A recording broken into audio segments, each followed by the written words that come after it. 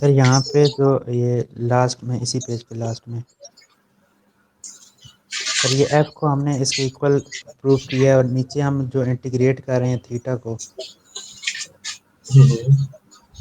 Sir यहाँ पे इसकी जगह आगे जो रेक्टिलिनियर यू क्यूब है उस यू पी क्यूब यू है उसमें हमने ये चीज़ पुट कर दी है। सर ये नहीं समझ आया ये क्यों पुट किया है यहाँ पे। सर ये जो इनर प्रोडक्ट है अल्फा स्टेरिक थीटा और डब्ल्यू का इनर प्रोडक्ट है ये क्यों पुट किया है यहाँ पे थीटा की जगह। अच्छा, ये तो फार्मूला है ना कि हम बेसिकली ये पुल बैक किया था ना हमने, अल्फा स्टेरिक थीटा बेसिकली वो चीज है जो पुल बैक हुई। ठीक है, जब वो पुल बैक हुई है तो आपके यूक्लिडियन स्पेस के अंदर हम उसकी नॉर्म लेके या इनर प्रोडक्ट लेके तो फिर उसको इंटीग्रेट करें। तो कहता है कि चाहे आप मैनीफोल्ड पे इंटीग्रेट करें या उसकी पुल बैक फॉर्म जो आपकी यूक्लिडियन स्पेस में मौजूद है, चाहे उसको इंटीग्रेट करें, दोनों सूरतों में जवाब एक जैसा आए। सर वो हमने एफ की इक्वल प्रूव किया था ना। जी जी, एफ की इक्वल प्रूव किया था, F1 भी हो सकता है ना किसी केस में। जी, यानी कि बेसिकली तो ये चीज है ना, alpha asterisk theta W P, वो आगे एफ आ जाता है, वो गलत बात है, लेकिन है तो टेक्निकली तो ये alpha asterisk theta comma W है। सर जब भी किसी फॉर्म को इंटीग्रेट करना होगा ओवर दी मैनीफोल्ड तो उसकी जगह हम ये इस इनर प्रोडक्ट को इंटीग्रेट करेंगे जी जी, बिल्कुल ये यूक्लिडियन करेंगे स्पेस। आप। ठीक है और सर जो हम इसको अच्छा पुल सर। बैक कर लेते हैं आगे नेक्स्ट पेजेस में जो एग्जांपल की हुई है आपने जी सर जी वहाँ जी, पे आप उसके जो फॉर्म्स होती हैं उनको इंटरचेंज कर देते हैं। मसलन सर ये तो ये जो नीचे S2 है यहाँ पे ये लास्ट में आपने प्रूव किया है ना साइन यू डी वी, लेकिन जब हम इसको इंटीग्रेट कर रहे हैं तो पहले हमने डी वी लिखा है और फिर डी यू लिखा है। पहले वी जी, के लिहाज से इंटीग्रेट कर रहे हैं फिर यू के लिहाज आप से। वो चेंज ना करें इधर, limit of integration, limits of integration का ख्याल रखना है, क्योंकि ये 0 से 2 पाई लिखी गई थी तो मैंने डी वी कर दी कि पहले वी से इंटीग्रेट कर। वी की लिमिट्स नेक्स्ट अगर 0 नेक्स्ट एग्जांपल में भी इसी तरह आपने किया था ना तो वो ठीक है, कंफ्यूजन आप हो रही। सीधा लिख लें, लेकिन फिर लिमिट्स ऑफ इंटीग्रेशन का ख्याल रखना है, और कोई फर्क नहीं पड़ेगा उससे। ठीक। और कुछ? अच्छा सर, वो एक क्वेश्चन था प्रीवियस लेक्चर से, वो शायद हमाद ने सर आपको सेंड भी किया था, आपने कहा था मुझे सेंड करना व्हाट्सएप पे। यार पता, अच्छा बताएं कौन सा क्वेश्चन था। सर वो जिसमें थीटा दिया होता है और उसमें हमने कर्ल डाइवर्जेंस मालूम करना होता है सर।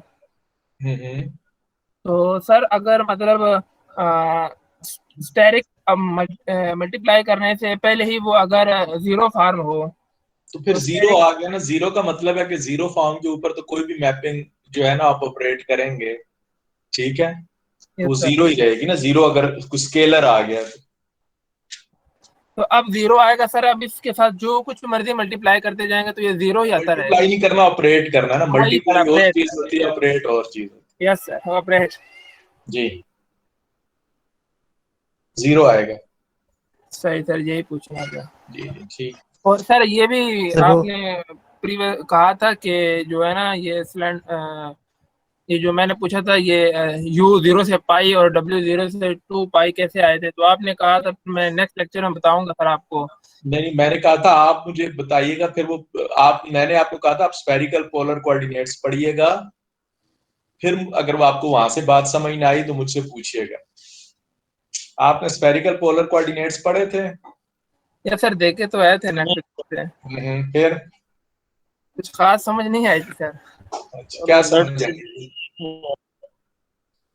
चले कल के लेक्चर में मैं बताऊंगा। आप कल मेरे साथ है ना आपका लेक्चर, ठीक है? Yes sir. नेट से खोलना सर ये पड़ेगा ना, फिर मैं पहले ही खोल के रखूंगा पिक्चर तो फिर आपको दिखाऊंगा, ठीक है? सही।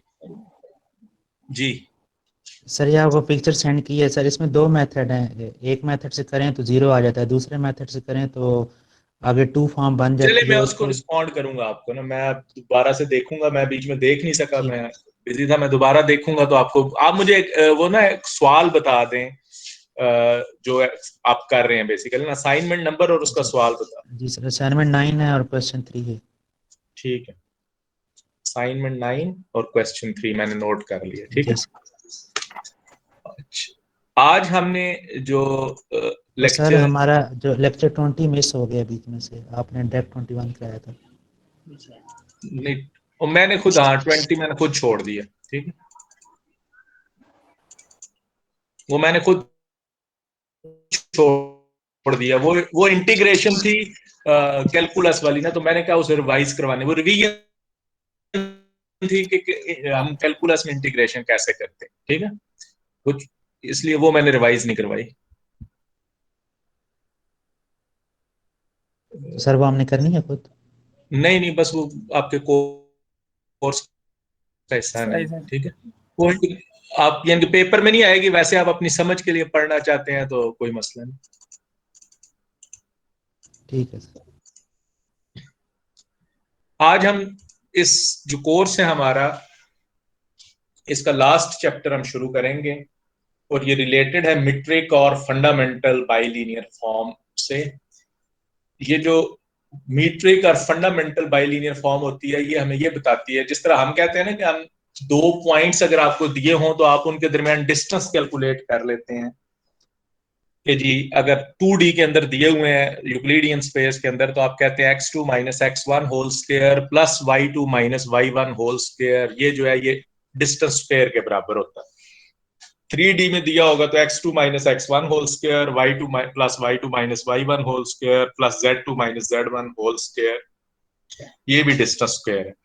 लेकिन मैनीफोल्ड के ऊपर जो है चूंकि सूरत हाल बदल जाती है, तो मैनीफोल्ड के ऊपर डिस्टेंस हम कैसे कैलकुलेट करेंगे, वो है हमारा कंसर्न कि जी डिस्टेंस मैनीफोल्ड के ऊपर हम डिस्टेंस को किस तरह से देखेंगे। तो जब मैनीफोल्ड के ऊपर मैं यानी कि फुटबॉल के ऊपर दो पॉइंट्स लगा दूं, नुक्ते, और उनको ज्वाइन करूं, अब मैं उन दो पॉइंट्स को इन्फिनिट मैनी वेज में ज्वाइन कर सकता हूं। There are infinite many curves कि मैं उन दो पॉइंट्स को ज्वाइन करूं, तो उनका डिस्टेंस आपस में क्या होगा, वो हमारा कंसर्न है कि डिस्टेंस हम कैसे कैलकुलेट करेंगे।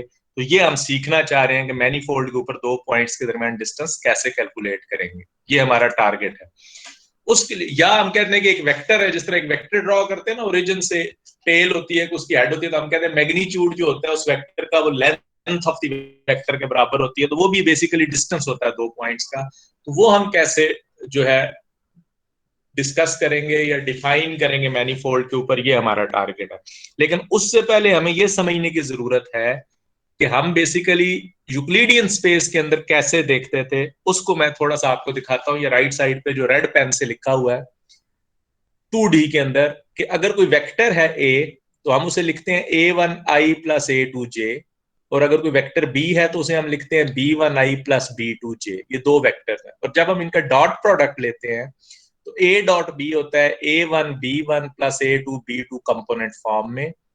इसको, this is one way of writing it. इसको हम इस तरह से भी लिख सकते हैं कि अगर मैं a को रो मैट्रिक्स की फॉर्म में लिखूं a1 a2, बी को भी रो मैट्रिक्स की फॉर्म में लिखूं b1 b2, तो a डॉट बी बेसिकली मेरे पास आ जाता है a into B transpose. a1 a2 और b ट्रांसपोज हो जाएगा, रो मैट्रिक्स कॉलम में बदल जाएगा b1 b2, तो इसको भी मैं मल्टीप्लाई करूंगा तो ये a1 b1 plus a2 b2 वही चीज आएगी। यानी कि मैं उसको इस तरह से भी लिख सकता हूं, इस तरह से भी लिखता है, इस तरह से भी लिखते हैं जो मैंने लिखा हुआ। लेकिन एक्चुअली यहां पे एक और चीज मिसिंग है, वो चीज है आइडेंटिटी मैट्रिक्स। तो एक्चुअली यहाँ पे एक मैट्रिक्स होता है बीच में, ये 2 डायमेंशनल स्पेस है तो 2x2 होगा, 3 डायमेंशनल स्पेस होगी तो 3x3 होगा, 4 डायमेंशनल स्पेस होगी तो 4x4 होगा। वो जो आइडेंटिटी मैट्रिक्स है वो हम लिखते इसलिए नहीं है कि आइडेंटिटी मैट्रिक्स को किसी से भी मल्टीप्लाई करें तो उस पर कोई फर्क नहीं पड़ता, इसलिए हम लिखते नहीं है, लेकिन एक्चुअली मौजूद होता है। तो बेसिकली ये ए डॉट बी बनता है ए आई बी ट्रांसपोज, तो ये बन जाता है A1A2 1001 B1 B2।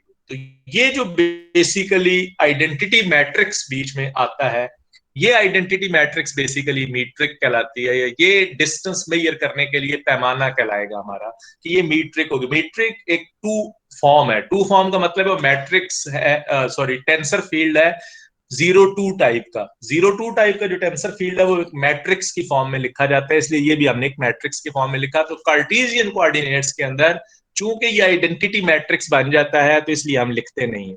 जरूरी नहीं कि हम और कोई कोऑर्डिनेट देखें तो उसके अंदर भी ये आइडेंटिटी बने। तो जब ये कोई और कोऑर्डिनेट सिस्टम या कोई और स्पेस हम देख रहे होंगे तो वहां इसकी जो वैल्यू आ रही होगी इस मैट्रिक्स की, वो पूरा मैट्रिक्स हम एज इट इज यूज किया करेंगे। तो ये थोड़ा सा बैकग्राउंड था कि एक्चुअली हम डॉट प्रोडक्ट को, तो जब मैं a डॉट a लूंगा तो बेसिकली डिस्टेंस स्क्वायर आ जाएगा या मैग्नीट्यूड ऑफ द वेक्टर देगा मुझे।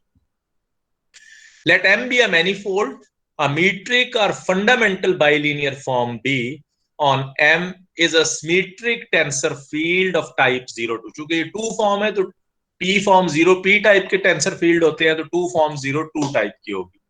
Defined on all M which is non degenerate at every point, कि वो स्पेस के हर पॉइंट के ऊपर नॉन डीजेनरेट है। नॉन डीजेनरेट का मतलब ये होता है कि उसका जो डिटर्मिनेंट है वो नॉन जीरो है, जीरो नहीं है। जीरो होगा तो हम कहेंगे डीजेनरेट है, और अगर नॉन जीरो है तो हम कहेंगे नॉन डीजेनरेट है। इफ m इज कनेक्टेड, अगर m कनेक्टेड स्पेस है, the index of b is constant. तो इंडेक्स ऑफ b क्या होगी? कांस्टेंट होगी। इंडेक्स क्या होती है? Index is the maximum dimension of a subspace. क्या हम ये कहते हैं कि जो किसी भी सब स्पेस की मैक्सिमम नंबर ऑफ डायमेंशन हो सकती है वो उसकी इंडेक्स कहलाती है। तो कहता है कि अगर m कनेक्टेड हो तो इंडेक्स जो है, जो उसकी सब स्पेस बनती है, उसकी डायमेंशन कोई कांस्टेंट, जो मैक्सिमम डायमेंशन की सब स्पेस बनती है, उसकी जो डायमेंशन होगी वो एक कांस्टेंट वैल्यू होगी। इफ इंडेक्स इज जीरो, अब वो कांस्टेंट वैल्यू होगी तो पॉसिबिलिटीज क्या है कि एक स्पेस है उसकी कोई सब स्पेस नहीं बनती, एम्प्टी सेट उसकी सब स्पेस बन जाती है, या स्पेस इटसेल्फ जो है अपनी सब यानी कि सब स्पेस बन जाती है। हर स्पेस अपनी इटसेल्फ सब स्पेस होती है, एम्प्टी सेट भी उसकी सब स्पेस होती है। तो अगर यही दो पॉसिबिलिटीज हैं कि एम्प्टी सेट उसकी सब स्पेस है या सेट स्पेस इटसेल्फ उसकी सब स्पेस है, तो फिर इंडेक्स या तो जीरो होगी या m होगी।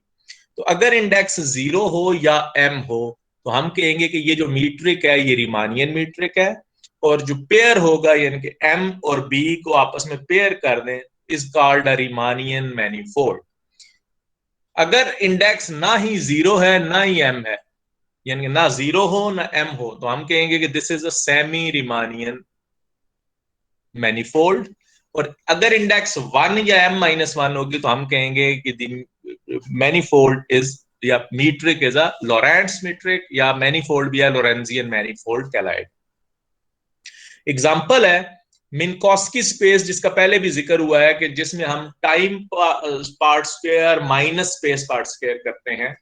कि मिन्कोस्की स्पेस, जो आइंस्टाइन का उस्ताद था मैथमेटिक्स का मिन्कोस्की, उसने ये स्पेस दी थी जब आइंस्टाइन ने अपनी special theory of relativity define की थी। इसको भी थोड़ा सा समझ लें कि जो हमारा यूजुअल स्पेस है उसमें हम पॉइंट्स लेते हैं कि स्पेस के अंदर पॉइंट होता है जिसका एक्स कोऑर्डिनेट होता है, वाई कोऑर्डिनेट होता है और जेड कोऑर्डिनेट होता है, तो ये उसका पॉइंट है। लेकिन जब हम रिलेटिविटी की बात करते हैं, तो रिलेटिविस्टिक मैकेनिक्स की बात करते हैं, तो वहां पॉइंट नहीं होता, वहां हम कहते हैं इवेंट है। इवेंट में एक चौथी चीज शामिल होती है कि कोई इवेंट कहाँ पेश आया और कितने बजे पेश आया, यानी कि उसके अंदर एक टाइम शामिल हो जाता है। फॉर एग्जांपल आपकी क्लास आज हो रही है 3 बजे, कल भी मैं इधर ही बैठा हूंगा, आप अपनी जगह पे बैठे हो, आप स्पेस बेशक ना चेंज करें, लेकिन कल के 3 और आज के 3 में फर्क है। कल 3 होगा 18 तारीख का, आज 3 है 17 तारीख का, यानी कि टाइम वेरी कर रहा है ना, वो भी एक वेरिएबल है।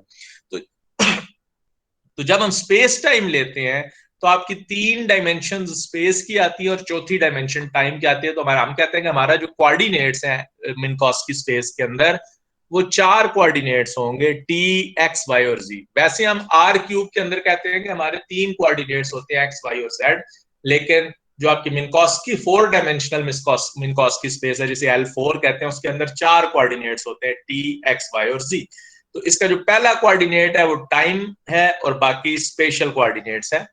आर क्यूब के अंदर अभी मैंने आपको बताया कि जब हम मैग्नीट्यूड स्केयर लेते हैं, 2 वेक्टर्स को मल्टीप्लाई करते हैं, तो बीच में आइडेंटिटी मैट्रिक्स आता है। तो अगर उसके 3 कंपोनेंट्स हैं 3D के अंदर, A1 A2 A3, तो बीच में आइडेंटिटी मैट्रिक्स आएगा 1 0 0 0 1 0 0 0 1, तो ये उसका बनेगा जो राइट साइड पे लिखा हुआ है। लेकिन जब हम मिन्कोस्की स्पेस की मीट्रिक लेते हैं तो वो मीट्रिक बनती है 1 -1 -1 -1 डायगोनल के लॉन्ग। ये बन रही है ना 1 1 1 डायगोनल के लॉन्ग, वो बनती है 1 -1 -1 -1 डायगोनल के लॉन्ग। जब आप इसको मीट्रिक कैलकुलेट करेंगे, अभी हमने चूंकि कैलकुलेट करना सीखा नहीं कि मीट्रिक कैसे बनाते हैं, फिलहाल आप इसको मान। तो अब अगर कोई वेक्टर होगा तो उसके 4 कंपोनेंट्स होंगे, एक टाइम कंपोनेंट होगा और 3 स्पेस के कंपोनेंट्स होंगे। फॉर एग्जांपल ये ए वेक्टर है, तो इसके 4 कंपोनेंट्स को, जो टाइम का कंपोनेंट है उसे इंडेक्स 0 से लिखते हैं, A0, और A1 A2 A3 वही स्पेशल कंपोनेंट्स है। अब जब मैं ए स्क्वायर करूंगा तो A0 A1 A2 A3 into जो भी इसकी मीट्रिक है 1 -1 -1 -1 डायगोनल में, into A0 A1 A2 A3 transpose उसका, जब मैं इसको मल्टीप्लाई करूंगा तो ये मेरे पास आ जाएगा A0 square minus A1 square minus A2 square minus A3 square. अगर मैं माइनस कॉमन ले लूं तो ये एग्जैक्टली वही चीज बन जाती है जो स्पेशल पार्ट है। ये स्पेशल पार्ट राइट साइड पे लिखा हुआ है, और ये जो पहला है A0 स्क्वायर, ये टाइम पार्ट का स्क्वायर है। तो डिस्टेंस जो हमारे यूक्लिडियन स्पेस के अंदर जो डिस्टेंस था, जिसे हम कहते थे सम ऑफ द स्क्वायर्स, डिस्टेंस क्या था, पहले कंपोनेंट का स्क्वायर प्लस दूसरे कंपोनेंट का स्क्वायर प्लस तीसरे कंपोनेंट का स्क्वायर, तो वो डिस्टेंस स्क्वायर बनता था। डिस्टेंस स्क्वायर होता था sum of the squares Euclidean space के अंदर। लेकिन मिन्काउस्की स्पेस के अंदर होगा डिस्टेंस क्या होगा, डिस्टेंस होगा time part square minus the space part square. यानी कि ये भी होगा स्क्वायर, लेकिन ये होगा time part square minus the space part square, जिस तरह से ये नजर आ रहा है। अब अगर हम डिफाइन करें सर जी जी सर, ये जो हमने मैट्रिक्स बनाया इसमें पहला 1 और बाकी -1 के लिए आइडेंटिटी मैट्रिक्स नहीं है अब ये इसमें। मिन्काउस्की मीट्रिक है ना, ये मीट्रिक अभी निकालना हम सीखेंगे ना, अभी हमने निकालना सीखी नहीं है मीट्रिक, ठीक है। और सर जब हम टाइम इंक्लूड करेंगे किसी भी यूक्लिडियन स्पेस में तो उसको मिन्काउस्की स्पेस कहेंगे। नहीं वो जी मिन्काउस्की स्पेस आ जाएगी जब हम टाइम कोऑर्डिनेट को, क्योंकि अब आपके पॉइंट्स नहीं रहेंगे, इवेंट्स हो जाएंगे, ठीक है। तो सर इसे मीट्रिक क्यों कह रहे हैं, ये मैट्रिसेस हमने लिखी है। हाँ, दिस इज इंपॉर्टेंट क्वेश्चन, अभी इसका जवाब आ रहा है ना, अभी थोड़ा पढ़े आगे। ये मीट्रिक इसलिए कह रहे हैं कि ये मीट्रिक स्पेस बनती है ना, तो इसलिए मीट्रिक कह रहे हैं। बहरहाल अभी जवाब आ रहा है, आप थोड़ा सा और वेट करें फिर आपको समझ आ जाएगी, ठीक है। ठीक है सर जी, अब हम चूंकि हम ये कहते हैं कि ये 0-2 जो मीट्रिक है वो 0-2 टाइप का टेंसर फील्ड है। 0-2 टाइप का टेंसर फील्ड की जो स्पेस बनती है वो बनती है V asterisk tensor V asterisk, और ये जिस पे ऑपरेट होता है वो V क्रॉस V होता है जिस पे ये ऑपरेट होता है। तो इसका मतलब है अगर ये मीट्रिक को मैं B से डिनोट कर रहा हूं तो B किस पे ऑपरेट होगी, B 2 वेक्टर्स पे ऑपरेट होगी। तो B ऑपरेट हो अगर 2 वेक्टर्स पे, तो हम कहते हैं कि हम इनर प्रोडक्ट 2 वेक्टर्स की डिफाइन करते हैं, U V inner product, such that कि B जो है U और V पे ऑपरेट हो रहा है, क्योंकि B एक 0-2 फॉर्म का टेंसर फील्ड है, और 0-2 फॉर्म के टेंसर फील्ड हमेशा V क्रॉस V के एलिमेंट्स पे ऑपरेट होते हैं। जिस तरह मैंने ये लिख भी दिया कि T02 फॉर्म, T02 स्पेस जो है V asterisk, tensor V asterisk है। अगर कोई टेंसर A जो है 0-2 को बिलोंग करता है, T02 को, तो वो A एक मल्टीलीनियर बाइलीनियर फंक्शन होगा V क्रॉस V से R पे। तो अगर A कोई वेक्टर है तो A इनर प्रोडक्ट B जो है वो A डॉट B के बराबर होती है, जो यूजुअली हम डिफाइन करते हैं। तो A का मैग्नीट्यूड जो है A dot A under root के बराबर होता है, और थीटा जो है इसके बराबर होता है। ये आपने सीखा हुआ है पहले से, ये हमें पता है, वेक्टर्स के हिसाब से हमें पता है। In Riemannian case we assume that B is positive definite metric on M, यानी कि हम कहते हैं कि B जो है इसका जो एक positive definite metric है। The length of a tangent vector V belonging to the tangent space MP is defined to be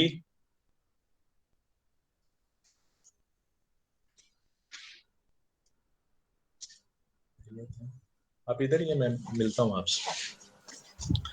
The length of a tangent vector V जो कि MP का एलिमेंट है, MP आपको पता है this is the tangent space of at point P, इसका कोई element V लिया तो हम कहते हैं कि जो नॉर्म ऑफ V है उसको हम डिफाइन करेंगे कि V inner product V under the root 1/2 उसकी पावर, और इनर प्रोडक्ट ऐसे डिफाइन होगी ये जो ऊपर डिफाइन की। The angle theta between non-zero vectors V and W in MP is the number theta which belongs to the interval 0 से pi, such that cos theta is equal to V inner product W divided by V norm W norm। ये बिल्कुल वही definition है जो हम पहले पढ़ चुके हैं, डॉट प्रोडक्ट के अंदर ये डेफिनेशन हमने की हुई है, ये वहीं से हम इसको ले रहे हैं। The length ये जो जी जी सर ये जो ऊपर हमने इनर प्रोडक्ट स्पेस जो डिफाइन की सर, ये खुद से डिफाइन किए पहले? जी जी हम डिफाइन कर रहे हैं कि हम अगर कोई वेक्टर स्पेस के एलिमेंट्स लेंगे तो उनके दरमियान इनर प्रोडक्ट या डॉट प्रोडक्ट कैसे लेंगे ना, इनर प्रोडक्ट कैसे लेंगे, तो वो इनर प्रोडक्ट होगी basically through the metric B, यानी कि मीट्रिक बी के थ्रू डिफाइन होगी, यानी कि यू इनर प्रोडक्ट वी होगी बी ऑफ यू वी। ठीक है। The length of a curve, हमें यह भी पता है कि हम कर्व्स हमने डिफाइन की थी मैनीफोल्ड के ऊपर, तो हम कहते हैं कि अगर कोई कर्व है जो किसी इंटरवल से मैनीफोल्ड के ऊपर फंक्शन गैमा होता है, तो हम कहते हैं कि हम इसकी लेंथ को गैमा बार से, गैमा और मॉड से डिनोट करेंगे कि ये उसकी लेंथ है, कि उस कर्व का फासला कितना होगा ए पॉइंट से बी पॉइंट तक अगर वो कर्व जा रही है, is the integral of length of all its velocity vectors. और वो क्या होगी, वो हम कहेंगे कि अगर हम दो पॉइंट्स को ज्वाइन करते हैं तो उन पॉइंट्स को ज्वाइन करने वाली इन्फिनिट मैनी कर्व्स होंगी। मैंने अभी कहा कि अगर मैनीफोल्ड के ऊपर मैं दो नुक्ते लगा दूं फुटबॉल के ऊपर, तो उन दो नुक्तों को आपस में मैं ज्वाइन करूं तो इन्फिनिट मैनी कर्व्स आ जाएंगी। हर कर्व की मैं लेंथ निकाल सकता हूं। ठीक है। तो हम ये कहते हैं कि हम उन कर्व्स की लेंथ को कैसे डिफाइन करेंगे, कि हम उसका डेरिवेटिव लेंगे, वेलोसिटी फील्ड लेंगे, उस वेलोसिटी फील्ड की इनर प्रोडक्ट लेंगे, और सॉरी उस वेलोसिटी फील्ड की नॉर्म लेंगे, यानी कि उसका मैग्नीट्यूड लेंगे, और उस मैग्नीट्यूड को इंटीग्रेट करेंगे between the points A and B, तो ये हमें लेंथ देगा। ये भी कोई नई चीज नहीं है, ये हमने पहले पढ़ी हुई है, वो भी अभी मैं आपको दिखाता हूं। पहले हम ये एक छोटी सी प्रोपोजिशन कर लें। प्रोपोजिशन ये है कि the length of a curve is independent of its parameterization. आपने DG1 के अंदर रीपैरामीटराइजेशन पढ़ी थी कि आप पैरामीटर चेंज कर सकते हैं किसी कर्व का, यानी कि अगर वो T पैरामीटर है तो उसको आर्क लेंथ पैरामीटर S में आपने चेंज किया हुआ है, वहां पे बहुत सारे प्रॉब्लम्स। तो वो ये कहता है कि कर्व जो है S पैरामीटर में लिखी हो या T पैरामीटर में लिखी हो या किसी और पैरामीटर में लिखी हो, जिस मर्जी पैरामीटर में कर्व लिखी हो, उसकी लेंथ उतनी ही रहेगी। जैसे मैं कहता हूं ना, आपके पास एक डंडा है, उसकी एक लंबाई है, उसको मैं XY कोऑर्डिनेट में नापूं, R थीटा कोऑर्डिनेट में नापूं, R थीटा फाई कोऑर्डिनेट में नापूं, किसी भी कोऑर्डिनेट सिस्टम में नापूं, तो उसकी लेंथ तो नहीं चेंज होनी। आपके हाथ में पकड़ा हुआ डंडा, तो उसकी लेंथ चेंज नहीं होनी उसकी, वो वही रहेगी जो मर्जी कोऑर्डिनेट सिस्टम हो। तो यहां भी वही कह रहा है कि कर्व की जो है लेंथ चेंज नहीं होगी, जो मर्जी पैरामीटर हम यूज कर रहे हैं, पैरामीटराइजेशन जो मर्जी हो, लेंथ उसकी चेंज नहीं होगी। तो हमने जो रीपैरामीटराइजेशन DG1 के अंदर डिफाइन की हुई है वो ये थी कि हम दो इंटरवल्स हैं CD to AB, और हम कहते हैं कि एक मैपिंग है जो इन दो इंटरवल्स को आपस में कनेक्ट करती है। F is a mapping from CD to AB, और ये जो मैपिंग है ये बेसिकली रीपैरामीटराइजेशन है for the curve gamma which is defined on AB to M। अगर मैं इसको गैमा के ऊपर F ऑपरेट कर दूं, इनके पहले F ऑपरेट करूं फिर गैमा ऑपरेट करूं, तो ये जिस तरह से ये फिगर में नजर आ रहा है कि गैमा बेसिकली क्या है, गैमा इस इंटरवल AB से मैनीफोल्ड के ऊपर जा रही है कर्व। अगर मैं पहले F ऑपरेट कर दूं तो F जो है वो CD इंटरवल से AB इंटरवल के अंदर लेके जाएगा, और AB इंटरवल से गैमा जो है मैनीफोल्ड के ऊपर लेके जाएगा। तो बेसिकली अगर मैं CD इंटरवल से मैनीफोल्ड के ऊपर जाना चाहता हूं तो रास्ता मेरा ये होगा कि पहले F ऑपरेट करूंगा फिर गैमा ऑपरेट करूंगा, और ये मिलके जो है ये नई जो चीज बनेगी, इसको मैंने टाउ लिखा है। तो tau is basically gamma of F। Composition है दो मैपिंग्स की, पहले F ऑपरेट होगा फिर गैमा ऑपरेट होगा, और ये CD को M पे ले जाएगा। यानी कि हमने जो डोमेन सेट है वो बदल दिया। डोमेन सेट बदलने का मतलब है हमने पैरामीटर चेंज कर दिया। बाय चेन रूल टा स्टेरिक, यानी कि मैं अगर इसका डेरिवेटिव लेना चाहता हूं तो टा स्टेरिक का मतलब होगा पहले गैमा का डेरिवेटिव F की रिस्पेक्ट से, और फिर F का डेरिवेटिव जो है पैरामीटर की रिस्पेक्ट से। हमेशा चेन रूल ऐसे ही लगता है कि गैमा स्टेरिक ऑफ F, यानी कि अगर साइन ऑफ एक्स स्क्वायर हो तो हम कहते हैं पहले साइन का derivative cos of x square और फिर एक्स स्क्वायर का डेरिवेटिव 2x। तो यहां भी बिल्कुल ऐसी ही बात है कि पहले गैमा का डेरिवेटिव F की रिस्पेक्ट से स्टेरिक, और फिर F का डेरिवेटिव अपने पैरामीटर की रिस्पेक्ट से वो F डैश आ गया। ये लिखा भी हुआ है राइट साइड पे कि asterisk d tau by d s which is d gamma by d t, D t by d s और d t by d s F dash होगा।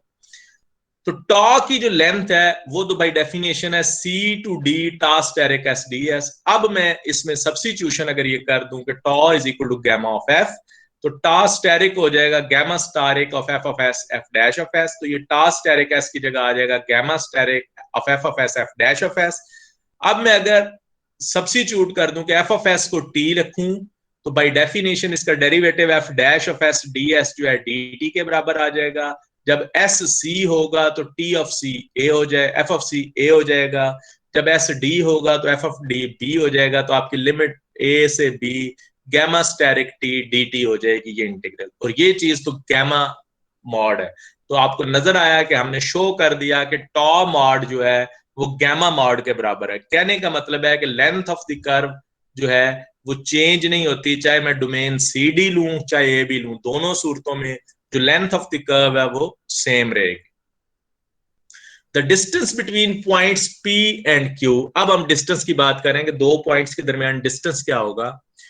दो पॉइंट्स के दरमियान डिस्टेंस क्या होगा, denoted by rho of P Q, उसको हम rho of P Q से डिनोट करेंगे, is the greatest lower bound. अब वो कहता है कि आपने चूंकि इन्फिनिट मैनी कर्व्स डिफाइन कर सकते हैं दो पॉइंट्स के दरमियान और हर कर्व की लेंथ निकाल सकते हैं, तो ये एक सेट बन जाएगा इन्फिनिट सेट जिसके अंदर बहुत सारी लेंथ्स होंगी, हर उस कर्व की लेंथ होगी जो दो पॉइंट्स के दरमियान आती है। हम कहते हैं कि वो जो इन्फिनिट सेट होगा जिसमें सारी लेंथ्स पड़ी हुई हैं उन कर्व्स की जो P और Q को आपस में मिला रही हैं, तो उनकी जो ग्रेटेस्ट लोअर बाउंड होगी, जो सबसे छोटी वैल्यू उसमें होगी, ग्रेटेस्ट लोअर बाउंड, वो यानी कि उसकी डिस्टेंस कहलाएगी, वो डिस्टेंस कहलाएगी और उसे हम रो ऑफ पी क्यू कहेंगे, of the lengths of all parameterized curves from P to Q. That is, for example, ये मैंने आपको दिखाया हुआ कि दो पॉइंट्स है P और Q और इसके दरमियान बहुत सी कर्व है, gamma 1 एक कर्व है, gamma 2 है, gamma 3 है, gamma 4 and so on, infinite many curves। तो हम कहते हैं कि आप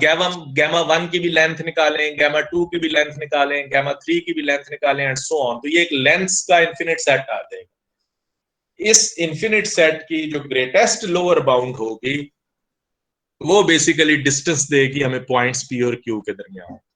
तो रो ऑफ P Q जो है वो lesser equal to gamma length of the gamma होगा for all gamma from P to Q। There are curves joining P and Q which have length, यानी कि ऐसी कर्व्स होंगी जिनकी length rho of P Q के करीब होगी। अगर हम उसमें से थोड़ी सी वैल्यू भी माइनस कर दें तो रो ऑफ P Q बड़ा हो जाएगा। जिस तरह ये लिखा हुआ है कि गैमा लेंथ में से अगर हम एप्सिलॉन माइनस करते हैं, स्मॉल वैल्यू भी माइनस कर दें तो रो ऑफ P Q बड़ा हो जाएगा। कहने का मतलब है कि ये जो लेंथ है इसमें से कुछ भी माइनस करेंगे तो वो डिस्टेंस उससे बड़ा हो जाएगा। The distance function rho has the properties. जी जी सर, ये शॉर्टेस्ट डिस्टेंस है इन्फिमम जिसे कहते हैं। चूंकि यहाँ शॉर्टेस्ट डिस्टेंस का जो कॉन्सेप्ट है ना हमारा, जी इन्फिमम जिसे कहते हैं, ग्रेटेस्ट लोअर बाउंड इन्फिमम होती है, वही चीज है। ठीक है, शॉर्टेस्ट डिस्टेंस का जो हमारा कॉन्सेप्ट है ना वो यूक्लिडियन स्पेस के हवाले से है। यहाँ हम जनरल बात कर रहे हैं ना मैनीफोल्ड के ऊपर। ठीक है जी सर, ठीक। अब ये जो हमने डिस्टेंस डिफाइन किया इसकी कुछ प्रॉपर्टीज हैं। पहली प्रॉपर्टी ये है कि रो ऑफ पी क्यू जो है हमेशा ग्रेटर देन और इक्वल टू 0 होगा, यानी कि ये जो डिस्टेंस है अगर दोनों पॉइंट सेम है तो 0 होगा, अदरवाइज ये कोई पॉजिटिव वैल्यू होगी। मैं P से Q का डिस्टेंस निकालूं या Q से P का निकालूं, दोनों सूरतों में जवाब सेम आएगा। रो ऑफ P Q जो है रो ऑफ Q P के बराबर होगा। Rho of P R is lesser equal to rho of P Q plus rho of Q R होगा। ये ट्रायंगुलर इनइक्वालिटी भी इसमें होल्ड करेगी। अगर रो ऑफ पी क्यू 0 है तो इसका मतलब है कि ये एक ही पॉसिबिलिटी है कि पी क्यू के बराबर होगा। तो ये जो चारों प्रॉपर्टीज हैं जो रो सेटिस्फाई कर रहा है, ये एक मीट्रिक स्पेस की प्रॉपर्टीज हैं। तो कहने का मतलब है ये जो रो है ये एक मीट्रिक डिफाइन कर देता है मैनीफोल्ड के ऊपर, और अगर मैं एम और रो को पेयर कर दूं तो ये एक टोपोलॉजिकल मीट्रिक स्पेस बन जाती है। ठीक है, और हम कहेंगे कि a curve gamma from P to Q, यानी कि ऐसी कर्व जिसकी लेंथ जो है वो डिस्टेंस के बराबर हो जाए, तो हम कहेंगे कि ये जो कर्व है ये शॉर्टेस्ट है। हम कहेंगे कि वो कर्व जिसकी लेंथ डिस्टेंस के बराबर है वो शॉर्टेस्ट होगी। और शॉर्टेस्ट का यूनिक होना जरूरी नहीं है, एक से ज्यादा शॉर्टेस्ट हो सकती है। जिस तरह मैं मिसाल देता हूं कि नॉर्थ पोल को साउथ पोल से कनेक्ट करें तो जितनी लाइंस आती हैं वो सारी एक जैसे डिस्टेंस की होती हैं और सारे दो पॉइंट्स को कनेक्ट कर रही होती हैं, और वो शॉर्टेस्ट डिस्टेंस ही होता है दो नॉर्थ पोल और साउथ पोल का। और वो सारी जितनी पॉसिबल लाइंस हैं इन्फिनिट मैनी और वो सारी सेम होती हैं, तो शॉर्टेस्ट डिस्टेंस का यूनिक होना जरूरी नहीं है। The shortest curve need not be unique. तो ये सर जी सर, डिस्टेंस तो यूनिक होगा ना, कर्व्स यूनिक नहीं होंगे। हाँ डिस्टेंस यूनिक होगा, कर्व यूनिक नहीं है। ठीक है, कर्व की बात करें, the shortest curve need not be unique, जी ठीक है। और सर ये जो हम बी की बात करें, हमने बी को शुरू में मीट्रिक कहा है, लेकिन आखिर में हमने रो डिस्टेंस को मीट्रिक प्रूव किए। है जी, शुरू में तो हमने वो बी को जो 0 to 2 फॉर्म थी उसको नहीं हमने नहीं, कहा था बी कि मीट्रिक। मीट्रिक है। अभी हम डिस्टेंस की बात नहीं कर रहे हैं, इनकी डिस्टेंस निकलेगा कैसे वो एक अलग बात है, लेकिन हम डिस्टेंस यानी कि अभी ये थ्योरेटिकली डेफिनेशन हो रही है ना, प्रैक्टिकली हम कैसे करेंगे वो आगे आ रहा है, ठीक है। सर ये जो बी बी इनर प्रोडक्ट आपकी डिफाइन कर रहा है ना, 2 पॉइंट, यानी कि आप डिस्टेंस जब वेक्टर्स के ऊपर ऑपरेट करेंगे तो बी ही ऑपरेट करेंगे, ये 2 पॉइंट्स के डिस्टेंस की बात हो रही है। फिर अभी इनको हम जनरलाइज वेक्टर कर देंगे। हाँ, जनरलाइज वेक्टर्स कह सकते हैं किसी सेंस में अपने समझने के लिए, ठीक है, लेकिन ये लफ्ज किताबों में इस्तेमाल नहीं हुआ, ठीक है। और सर इनको बी को हमने कनेक्टेड क्यों कहा था, कनेक्टेड स्पेस? नहीं, हमने बी को नहीं एम को कहा था कि वो कनेक्टेड, ये हमने कहा था ना, if M is connected, B तो कनेक्टेड नहीं हो सकती, स्पेस कनेक्टेड होगी। कनेक्टेड का मतलब है वही जो टोपोलॉजिकल स्पेस की कनेक्टेड की डेफिनेशन है वो यहाँ पे लगेगी, ठीक है। जी अच्छा, इसी डिस्कशन को हम कंटिन्यू करते हैं।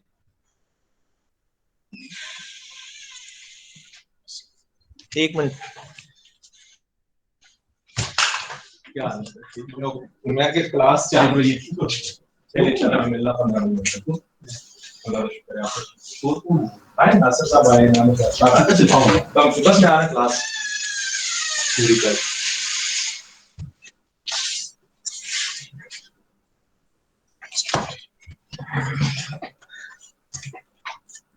ठीक है जी, उसी डिस्कशन को हम आगे कंटिन्यू करते हैं क्योंकि हमारे पास दिन कम रह गए और काम थोड़ा ज्यादा है।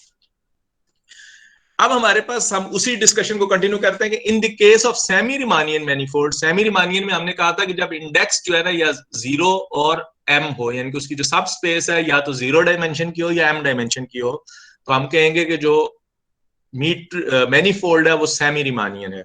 We need the energy of the vectors and curves, तो वहां पे हमारा वेक्टर से काम नहीं चलता बल्कि उसकी एनर्जी से काम चलता है। एनर्जी को हम कैसे डिफाइन करते हैं? The energy of a vector v belonging to MP is defined to be v inner product v, यानी कि हम किसी भी टेंजेंट वेक्टर का अपने साथ इनर प्रोडक्ट ले लें, यानी कि उसका मैग्नीट्यूड ले लें, तो मैग्नीट्यूड बेसिकली हमें एनर्जी देगा।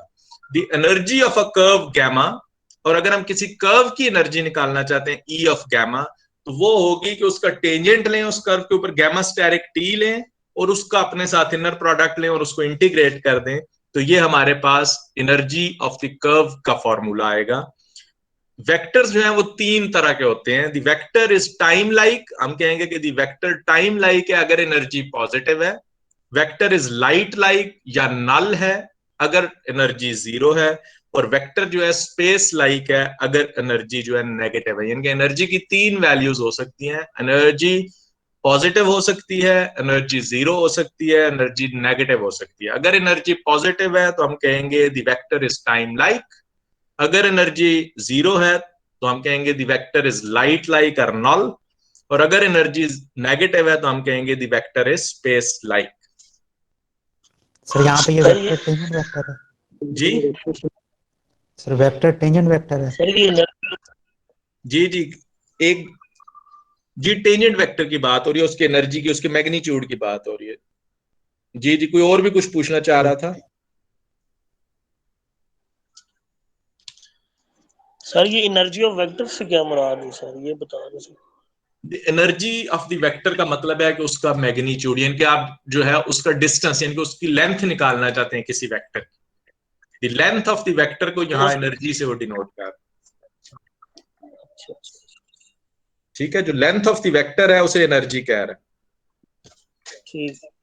ठीक है, बेसिकली जब आइंस्टाइन ने अपनी थ्योरी ऑफ रिलेटिविटी दी थी ना, तो उसने एक नल कोन स्ट्रक्चर दिया था। उसने कहा था कि अगर आप स्पेस को सप्रेस कर दें, एक स्पेस डायमेंशन को, और जेड एक्सिस के लॉन्ग जो है ना टाइम ले लें, और एक्स वाई समझे कि एक्स वाई कोऑर्डिनेट, ये 2 ही स्पेस डायमेंशन हैं, तो जब आप टाइम के अंदर जाते हैं ना 45 डिग्री पे अगर आप खींचे ना एक्स वाई प्लेन के अंदर, 45 डिग्री पे एक्स जेड प्लेन के अंदर लाइन खींचे, तो वो और उसको ऊपर गोल देखे पूरा, तो एक कोन बनती है जो ऊपर भी एक कोन है, एक नीचे कोन, एक उल्टी कोन बनती है, एक सीधी कोन बनती है, ऊपर की तरफ और एक नीचे की तरफ। जो ऊपर वाली कोन होती है उसे कहते हैं फ्यूचर कोन, और जो नीचे वाली कोन होती है उसे कहते हैं पास्ट। और टाइम एक्सिस जा रहा है ना, उस कोन का जो एक्सिस है वो टाइम है, यानी कि टाइम माइनस इंफिनिटी से इंफिनिटी पे जा रहा है। तो जिस पॉइंट पे आप देख रहे होते हैं ओरिजिन होता है, वो आपका प्रेजेंट टाइम होता है। तो आप तीन तरह के वेक्टर्स इस कोन पे हो सकते हैं, या तो कोन से बाहर होंगे, या कोन के अंदर होंगे, या कोन की सरफेस पे होंगे। जो वेक्टर्स कोन के अंदर होंगे वो कहलाएंगे टाइम लाइक, जो कोन की सरफेस पे होंगे वो कहलाएंगे लाइट लाइक, और जो कोन से बाहर होंगे वो कहलाएंगे स्पेस लाइक। ये वो आइंस्टाइन ने डिफाइन किया था इसको। अगर मैं आपको लाइव क्लास ले रहा होता तो मैं आपको बोर्ड पे बना के दिखाता ये कोन, और फिर उस पर कुछ और बातें भी करता, लेकिन अभी चूंकि उसका महल नहीं है तो इसलिए हम उसको ऐसे ही रहने देते हैं।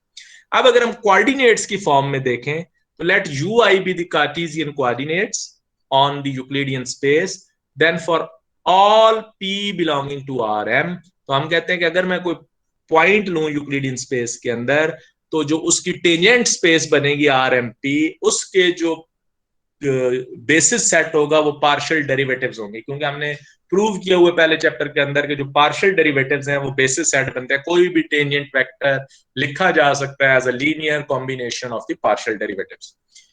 और यूक्लिडियन स्पेस के अंदर जो मीट्रिक है बी आई जे, वो डेल्टा आई जे से सेट होती है, आइडेंटिटी मैट्रिक्स से सेट होती है। तो हम अगर दो vectors V W belonging to R M P, इसका मतलब ये हो जाएगा कि v जो है वी आई पार्शियल आई के बराबर है, और w W I partial I के बराबर है। इनके दोनों वेक्टर्स को चूंकि आर एम पी के एलिमेंट्स हैं, तो इनको मैं as a linear combination of the partial derivatives लिख सकता हूं। तो वी डब्ल्यू इनर प्रोडक्ट क्या होगी? वी डब्ल्यू इनर प्रोडक्ट होगी B of V comma W, और बी जो है वो डेल्टा के बराबर है। कंपोनेंट्स फॉर्म में लिखेंगे तो ये हो जाएगा delta I J V I W J. और चूंकि आई भी रिपीटेड इंडेक्स है, जे भी रिपीटेड इंडेक्स है, तो इसका मतलब है ये डबल समेशन लगा हुआ है। और जो क्रोनिकल डेल्टा है उसकी प्रॉपर्टी होती है कि वो बेसिकली इंडेक्स रिप्लेस कर देता है, तो ये जे को रिप्लेस कर देगा आई से, तो ये हो जाएगा वी आई डब्ल्यू आई। तो अगर मैं इसको खोल के लिखूंगा 3D के अंदर, तो ये बन जाएगा v1w1 plus v2w2 plus v3w3। तो बेसिकली ये डॉट प्रोडक्ट बन जाएगा। तो जो जब हम यूक्लिडियन स्पेस के अंदर इसको इनर प्रोडक्ट को खोल के देखेंगे तो ये एग्जैक्टली डॉट प्रोडक्ट होगी, कोई नई चीज नहीं होगी। लेकिन मैनीफोल्ड के ऊपर ये अलग से होगी, लेकिन उसी को जब हम यूक्लिडियन स्पेस के अंदर देखेंगे तो that is nothing new, this is the dot product जो यूजुअली हम लेते हैं। The metric B is called the standard flat metric on RM। तो यूक्लिडियन स्पेस के ऊपर ये जो मीट्रिक है इसको हम कहते हैं फ्लैट मीट्रिक, और इस मीट्रिक को जब हम यूक्लिडियन RM के साथ इकट्ठा करते हैं तो हम कहते हैं कि ये एक यूक्लिडियन स्पेस बन जाती है। This is called the ordinary Euclidean space. A C infinity curve in RM is given by C infinity functions। हमें यह पता है कि कोई कर्व जो है हम गैमा डिफाइन करते हैं यूक्लिडियन स्पेस के अंदर, तो f1, f2 और fm फंक्शन से, जिस तरह हमने कर्व्स डिफाइन की थी f1 of s, f2 of s, f3 of s, इस तरह से 2D के अंदर हम डिफाइन करते थे f1 of s, f2 of s, इस तरह से। तो इसकी वेलोसिटी क्या होगी कि इसका डेरिवेटिव लेना है गैमा स्टेरिक। तो गैमा स्टेरिक बेसिकली होगा पहले f का डेरिवेटिव s की रिस्पेक्ट से, तो partial fi by partial s into partial by partial xi जो उसका कोऑर्डिनेट है। ये चीज हमने प्रूव की हुई है already in our lecture on tangent line to a curve. तो जब मैं इस गैमा स्टेरिक का नॉर्म लूंगा तो नॉर्म की डेफिनेशन ये होती है कि पहले का स्क्वायर प्लस दूसरे का स्क्वायर प्लस सो ऑन आखिरी का स्क्वायर, क्योंकि ये पार्शियल डेरिवेटिव्स तो बेसिकली यूनिट वेक्टर्स है ना, बेसिस वेक्टर्स है। तो इसका जो कोफिशिएंट है उसका स्क्वायर आता है, आई का स्क्वायर, आई के कोफिशिएंट का स्क्वायर, जे के कोफिशिएंट का स्क्वायर, के कोफिशिएंट का स्क्वायर। पहले का कोफिशिएंट है partial F I by partial S whole square plus partial F I by partial, ये सम अप हो जाएगा। और ये जो सम अप है दिस इज नथिंग। अब मैं अगर लेंथ निकालना चाहूंगा कर्व की, तो लेंथ तो है इंटीग्रेट करें ए से B gamma asterisk of S D S, इसकी वैल्यू पुट करूं तो ये जो फार्मूला निकल के आता है ये कोई नया फार्मूला नहीं है, this is the formula of the arc length. Already हमने classical formula for the arc length calculus के अंदर पढ़ा हुआ। इसको 2D के अंदर अगर मैं देखूं तो गैमा ऑफ एस बनता है f1 of s, f2 of s in r2। जी जी, पहले ये एग्जांपल कर लें फिर मैं आपका सवाल लेता हूं। जी सर। गैमा ऑफ s होता है f1 of s, f2 of s in r2। तो जब मैं गैमा स्टेरिक लूंगा तो ये हो जाएगा पार्शियल F1 बटा partial S partial by partial X plus partial F2 बटा partial S partial by partial Y, जैसे हमने टेंजेंट को लिखा था कर्व के लिए पहले। तो जब मैं इसका नॉर्म लूंगा तो नॉर्म का मतलब है कि इसका पहले कोफिशिएंट का स्क्वायर प्लस दूसरे का स्क्वायर स्क्वायर द रूट, और जब मैं इसको इंटीग्रेट करूंगा ds के साथ तो ये मुझे आर्क लेंथ देगा, और ये वही स्टैंडर्ड फार्मूला है आर्क लेंथ का जो कैलकुलस के अंदर हमने 2D में किया हुआ है। जी अब आप अपनी बात पूछिए। सर ऊपर जो हमने नाम डिफाइन किया है ना, वो हमने पहले जो लास्ट लेक्चर है उसमें कहा था कि वो जो नॉर्म है वो एज इनर प्रोडक्ट का अंडर रूट। जी जी। तो सर यहाँ पे हम उसके कंपोनेंट्स का स्क्वायर कर रहे हैं, तो फिर किधर किधर? अंडर रूट सर अच्छा, ये आपने बात समझी नहीं ना, ये आप इसको गौर से देखें। ये जब हम कार्टेशियन कोऑर्डिनेट के अंदर आ गए तो हमने कहा v1 w1 plus v2 w2 plus v3 w3 ये डॉट प्रोडक्ट हो जाएगी। कार्टेशियन में क्या हो जाएगी? यूक्लिडियन स्पेस में डॉट प्रोडक्ट हो जाएगी। ठीक है, अब ये यूक्लिडियन स्पेस की हम बात कर रहे हैं ना, यहाँ पे डॉट प्रोडक्ट हो चुके हैं, यूक्लिडियन स्पेस की बात है। और यूक्लिडियन स्पेस में डॉट प्रोडक्ट तो फिर ऐसे ही लिया जाता है, मैग्नीट्यूड ऑफ द वेक्टर ऐसे ही लिया जाता है कि पहले का स्क्वायर प्लस दूसरे का स्क्वायर। यहाँ में यूक्लिडियन स्पेस के लिए स्पेसिफिक बात कर रहे हैं। सर वहाँ manifold के लिए हमने डिफाइन की थी, वहां जनरल बात की थी, ये स्पेसिफिक है यूक्लिडियन स्पेस की। ठीक है सर। तो ये आर्क लेंथ बन जाता है। इसके लिए एग्जांपल की अगर हम एक सर्कल लें तो सर्कल के लिए gamma of S cos S sine S होगा, तो F1 कॉस एस के बराबर, F2 साइन एस के बराबर, F1 का derivative minus sine S, F2 का derivative cos S, gamma asterisk हो जाएगा minus sine S partial by partial X plus cos S partial by partial Y. Gamma की length निकालेंगे तो वो sine square plus cos square ये 1 हो जाएगा, ds जो है b माइनस a आएगा जो हमारी लेंथ आती है standard. The shortest curve between two points in Euclidean space is the straight line. तो जो shortest curve Euclidean space के अंदर होगी वो straight line होगी between two points, जो हमें पहले से पता है। Next है flat spaces. A coordinate system on a semi-Riemannian manifold MB is called affine. किसी भी coordinate system को हम कहेंगे कि वो affine है। ठीक है, कब? If the components of B are constants. यानी कि बी एक मैट्रिक्स बनता है ना, ये आपका टेंसर बन रहा है। अगर इस टेंसर के जो कंपोनेंट्स हैं यानी कि बी ये 1 1 1 2 2 1 और 2 2 बनेगा 0 2 टाइप का अगर है 2D के अंदर, तो 2D के अंदर ये बनेगा B1 1 B1 2 B2 1 B2 2 चार कंपोनेंट्स बनेंगे। अगर ये कंपोनेंट्स नंबर्स हैं, कॉन्स्टेंट्स हैं, तो तब हम कहेंगे कि ये क्या है? ये कोऑर्डिनेट अफाइन है। कोऑर्डिनेट कब अफाइन होगा? कि जिस कोऑर्डिनेट की रिस्पेक्ट से जो मीट्रिक है बनती है बी, वो क्या हो? वो उसके कंपोनेंट्स कांस्टेंट हो। अगर वो कांस्टेंट्स नहीं होंगे तो तब वो अफाइन नहीं होगा। तो अफाइन होने का मतलब है कि मीट्रिक के कंपोनेंट कांस्टेंट हों। ठीक है, मैं आगे मिसाल भी आएगी। ठीक है, और अगर किसी मैनीफोल्ड के अंदर एक ऐसा कोऑर्डिनेट सिस्टम मौजूद है, एक ऐसा कोऑर्डिनेट सिस्टम मौजूद है जो कि अफाइन हो, तो वो स्पेस जो है वो फ्लैट कहलाती है। वो स्पेस क्या कहलाती है? Flat space. फ्लैट स्पेस हम किसे कहेंगे? जिसके अंदर कम अज कम एक ऐसा कोऑर्डिनेट सिस्टम मौजूद है जो कि जिसके जो कंपोनेंट्स हैं मीट्रिक के वो कांस्टेंट है। जैसे यूक्लिडियन स्पेस में मैंने कहा था मीट्रिक बनती है 1 0 0 1 जो आइडेंटिटी मैट्रिक्स है। तो यहां पे जो है इसके चूंकि कंपोनेंट्स कांस्टेंट्स हैं तो ये एक अफाइन कोऑर्डिनेट सिस्टम है। Cartesian coordinate system is an अफाइन coordinate system. इसलिए जो यूक्लिडियन स्पेस है वो एक फ्लैट स्पेस है। इसी तरह अगर हम इसको पोलर कोऑर्डिनेट्स में रिप्रेजेंट करें तो पोलर कोऑर्डिनेट्स में मीट्रिक जो है वो 1 0 0 r स्क्वायर बनती है।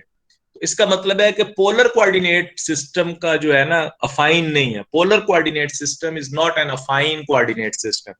लेकिन चूंकि उसी स्पेस को हम पोलर कोऑर्डिनेट्स में लिख रहे हैं, उसी स्पेस को हम कार्टेशियन में लिख सकते हैं, तो एक कोऑर्डिनेट सिस्टम हमें ऐसा मिल गया जो कि अफाइन है। और अगर एक कोऑर्डिनेट सिस्टम ऐसा मिल जाए जो अफाइन है तो ये काफी है कि वो स्पेस फ्लैट हो जाए।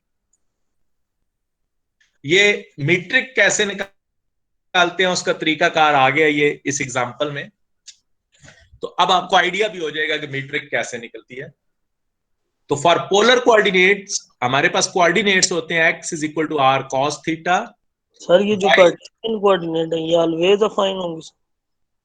यूक्लिडियन स्पेस जो है, हाँ, कार्टेशियन कोऑर्डिनेट्स ऑलवेज अफाइन होंगे। उसकी वजह यह है कि इसकी जो मीट्रिक है वो 1 0 0 1, इसी तरह जो आपकी मिन्कोव्स्की स्पेस है वो भी अफाइन है, क्योंकि उसकी भी जो एंट्रीज हैं वो 1 0 0 0 0 -1 0 0 0 0 -1 0 0 0 0 -1, वो भी नंबर्स आते हैं। तो जो आपकी लॉरेंट्स मीट्रिक है या मिन्कोव्स्की स्पेस है वो भी एक फ्लैट स्पेस है, ठीक है, उसका भी जो कोऑर्डिनेट सिस्टम है वो अफाइन है। तो अब अगर आपको कोऑर्डिनेट्स दिए हुए हों, तो कोऑर्डिनेट्स पता हो तो मीट्रिक कैसे निकालते हैं? तो x is equal to R cos theta, y is equal to R sine theta. तो जब हम ये आपको कोऑर्डिनेट्स दिए हुए हैं तो आपको पता है कि हम कोऑर्डिनेट्स की कर्व लिख सकते हैं कि कोऑर्डिनेट्स को x और y को अगर ऑर्डर्ड पेयर में लिखे तो वो r cos theta comma r sin theta बन जाता है। r जो है पहला कोऑर्डिनेट है और थीटा दूसरा कोऑर्डिनेट है। अल्फा 1 का मतलब है derivative with respect to the first coordinate जो कि r जिसे हम कह रहे हैं, और अल्फा 2 का मतलब है derivative with respect to the second coordinate theta हम थीटा कह रहे हैं। तो अल्फा 1 हो जाएगा partial alpha by partial r, और अल्फा 2 हो जाएगा partial alpha by partial theta. तो partial alpha by partial r इधर से आ जाएगा cos theta sin theta, partial alpha by partial theta आ जाएगा minus r sin theta r cos theta.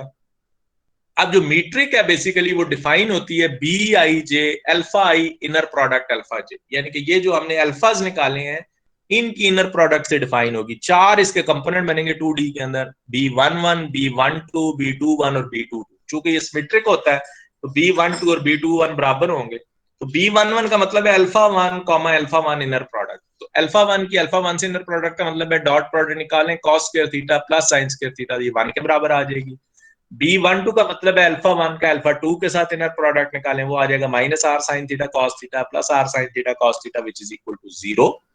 और B22 हो जाएगा अल्फा 2 कॉमा अल्फा 2 जो आ जाएगा r square sin square theta plus r square cos square theta is equal to r square.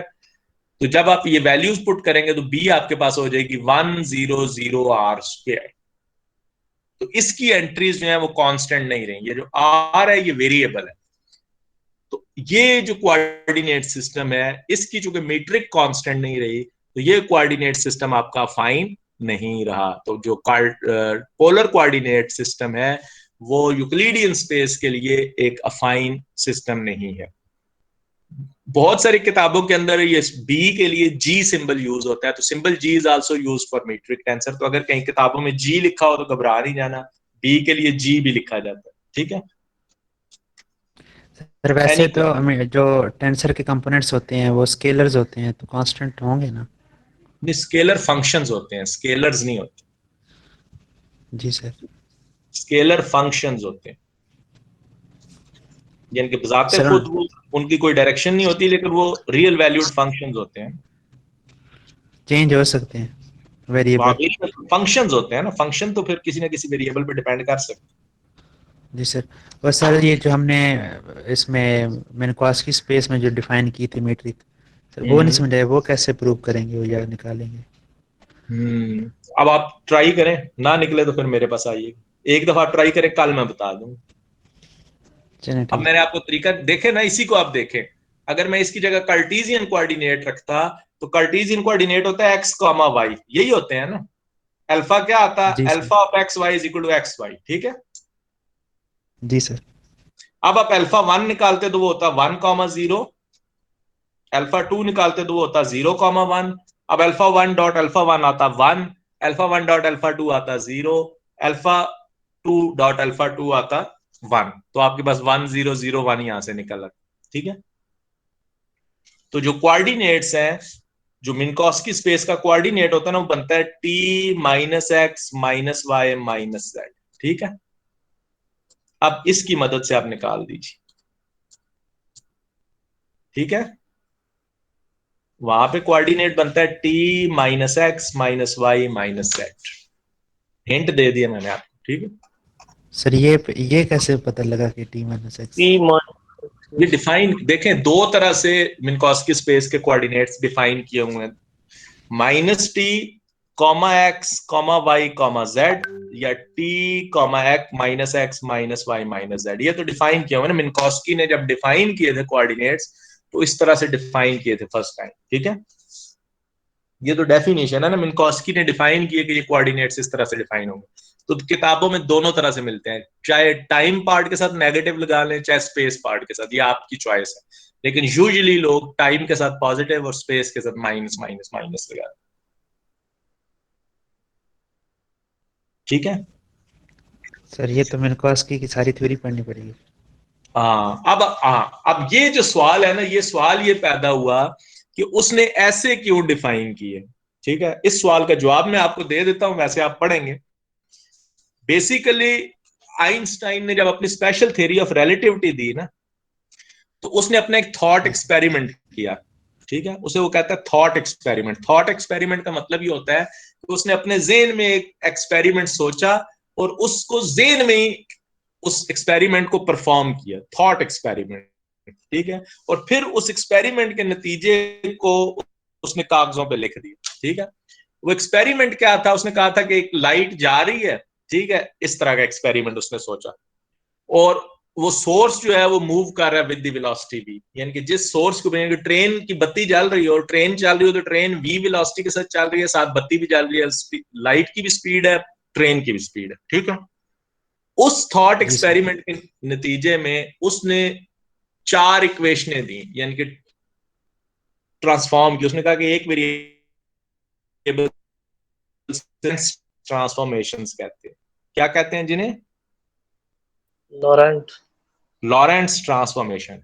ये जो लॉरेंट्स ट्रांसफॉर्मेशंस थी, ये आइंस्टाइन के थॉट एक्सपेरिमेंट से पहले से लोगों को पता थी, यानी कि इलेक्ट्रोमैग्नेटिक थ्योरी के अंदर लोगों ने, आइंस्टाइन ने तो 1905 में दी ना, ये 1880-85 में लोगों को पता थी, मैक्सवेल ने पहले दी हुई थी लॉरेंट्स ट्रांसफॉर्मेशंस। लॉरेंट्स ट्रांसफॉर्मेशंस पहले से मौजूद थी, लेकिन उसकी कोई थ्योरेटिकल बैकग्राउंड, यानी कि कोई वो एक्सपेरिमेंटली निकलती थी, यानी कि एक्सपेरिमेंट बताता था कि ये इस तरह से ये वाली इक्वेशन है, ये एक्सपेरिमेंट फॉलो करता है, उसकी थ्योरी कोई मौजूद नहीं थी। आइंस्टाइन के जो थॉट एक्सपेरिमेंट है उसने वही इक्वेशनें दी जो पहले से मौजूद थी, जो कि लॉरेंट्स ट्रांसफॉर्मेशंस थी। अब उन लॉरेंट्स ट्रांसफॉर्मेशन को जो वो आ रही थी, उनके लिए मीट्रिक निकालनी थी या उनके लिए कोऑर्डिनेट सिस्टम देने थे, तो वो कोऑर्डिनेट सिस्टम मिन्कोस्की ने दिए। वो कोऑर्डिनेट सिस्टम अगर आप टी को माइनस रखें और स्पेस को पॉजिटिव रखें, या टी को पॉजिटिव रखें और स्पेस को माइनस रखें, तब वो इक्वेशनें सेटिस्फाई निकलती हैं। अगर ये दोनों टी को भी पॉजिटिव रखते, एक्स वाई जेड को भी पॉजिटिव रखते, तो वो लॉरेंट्स ट्रांसफॉर्मेशंस नहीं निकलती। ठीक है, जिसकी वजह से उसने डिफाइन ही इस तरह किया ताकि लॉरेंट्स ट्रांसफॉर्मेशन सेटिस्फाई हो, यानी कि वो इक्वेशनें जो आइंस्टाइन ने निकाली हैं वो निकले ना थ्योरेटिकली भी। आप जो एक मॉडल दे रहे हैं, वो मॉडल वो इक्वेशनें तो दे जो एक्चुअली एक्सपेरिमेंट दे रहा है, थॉट एक्सपेरिमेंट। ठीक है, तो वो मॉडल वो इक्वेशनें तब देता था जब स्पेस के साथ नेगेटिव लगाए और टाइम के साथ पॉजिटिव लगाए, इसलिए उसने इस तरह से डिफाइन किया। ठीक है, और सर ये जो मीट्रिक का कंसेप्ट दिया था, ये डिस्टेंस के लिए उन्होंने? हाँ, ये डिस्टेंस के लिए होता है, मीट्रिक तो होता ही डिस्टेंस है, आपने मीट्रिक स्पेस पढ़ी होगी, वहां भी डिस्टेंस के लिए ये कॉन्सेप्ट। जी सर, तो उसके लिए तो हम नॉर्म भी यूज कर सकते हैं डिस्टेंस के नॉर्म लिए। तो आप यूज करते हैं ना, आप नॉर्म यूज कर लें, लेकिन नॉर्म के लिए भी तो आगे मीट्रिक तो डिफाइन करनी पड़ेगी ना। नॉर्म किसके अगेंस्ट? नॉर्म स्पेस भी तो आप मीट्रिक पे ऊपर ही डिफाइन करते हैं ना, उसके लिए भी तो कोई मीट्रिक डिफाइन करनी पड़ेगी ना पहले। जी sir. Metric, every norm space is a metric space. ठीक है, जी सर। चलें नहीं, आप इसको पढ़िएगा, कोई सवाल हुआ तो हम इंशाल्लाह डिस्कस करेंगे कल के लेक्चर। सर जी सर, ये जो ओरिएंटेड क्यूब होते हैं इनके लिए हमें कर्व, पैरामीटराइज कर्व जरूर बनानी पड़ती है, वैसे नहीं कर सकते सर जी? जो हमने अगर ओरिएंटेड 4 क्यूब शो करना है, जैसे आपने हम्म, असाइनमेंट में दिया हुआ है, उसके लिए हमें कर्व बनानी पड़ेगी, जी जी पैरामीटराइज कर्व। जी जी, ठीक है। बनानी पड़ेगी। ओके, अल्लाह हाफिज। ओके सर, अल्लाह हाफिज। अल्लाह हाफ़िज़। सर अल्लाह हाफिज सर। बहुत बता दिया जाएगा।